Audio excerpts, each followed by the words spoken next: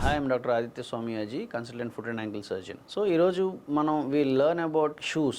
ఏ shoe మనకి మంచిది అనేది కామన్గా అడిగే క్వశ్చన్. సో నా దగ్గరికి చెప్పేసి ఈ షూ వేసుకోమంటారా, ఆ బ్రాండ్ వేసుకోమంటారా, ఈ బ్రాండ్ వేసుకోమంటారా అని అడుగుతూ ఉంటారు. సో ఫస్ట్ మనం చూసుకోవాల్సింది ఏంటంటే ఎవ్రీ పేషెంట్కి ఒక ఫుట్ షేప్ అనేది యూనిక్గా ఉంటుంది. సో జనరల్గా ముగ్గురు పేషెంట్లకి ఒకలాగా పాదం షేప్ ఉండదు. మన పాదం అన్నిటికీ కూడా వైడ్గా పాదాలు ఉంటాయి, అంటే నేరోగా ఉండవు మన పాదాలు. అంటే వేళ్ళు అనేవి కాళ్ళకి వేళ్ళు అనేవి కొంచెం వైడ్గా ఉంటాయి, విడివిడిగా ఉంటాయి. సో ఇండియన్ పాదాలకి ఎప్పుడు కూడా మనం వైడ్ టో బాక్స్ అనే షూ అనేది సెలెక్ట్ చేసుకోవాలి. వైడ్ టో బాక్స్ అంటే ఏంటంటే ముందు పార్ట్ ఆఫ్ ఫుట్ ఎప్పుడు కూడా కొంచెం వైడ్గా ఉండాలి. అంటే మన వేళ్ళు దగ్గరికి ఇట్లా అయిపోకుండా కొంచెం వేలు ఫ్రీగా ఆడేలా ఉండే షూ సెలెక్ట్ చేసుకోవాలి. వైడ్ టో బాక్స్ ఉండే షూ చాలా ఇంపార్టెంట్. ఎక్కువ వాకింగ్ చేసే వాళ్ళు కింద అవుట్ సోల్ థిక్గా ఉండి మెత్తగా ఉండాలి. లోపల ఇన్సోల్ అనేది మెమరీ ఫోమ్ అనేది లేటెస్ట్గా వస్తున్న good system. Pressure absorption capacity చాలా బాగుంటుంది. మీ ఫుట్ షేప్ తగ్గట్టుగా తొందరగా అడాప్ట్ అయిపోతుంది. సో మెమరీ ఫోమ్ ఉన్న షూస్ తీసుకోవడం చాలా ఇంపార్టెంట్. అదే వాకర్స్, రన్నర్స్, లాంగ్ రన్నర్స్లో ఎప్పుడు కూడా షూ రిజిడ్గా ఉండాలి. రిజిడ్గా అంటే ఇలా బెండ్ చేస్తే బెండ్ అయిపోలాగా